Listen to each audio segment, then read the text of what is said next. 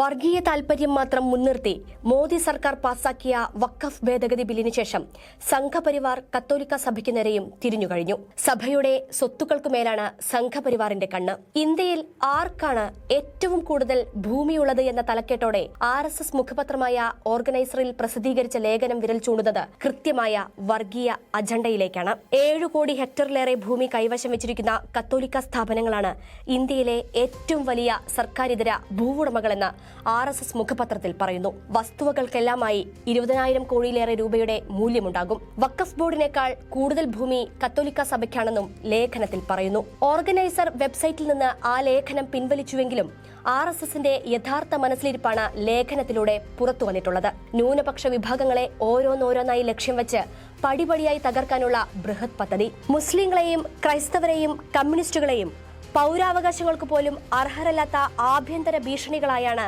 ഗോൾവാൾക്കറുടെ വിചാരധാര വിശേഷിപ്പിച്ചിട്ടുള്ളത്. ഈ വർഗീയ നിലപാടനുസരിച്ചുള്ള നയങ്ങളാണ് മോദി സർക്കാർ അതിതീവ്രമായി നടപ്പിലാക്കി വരുന്നത്.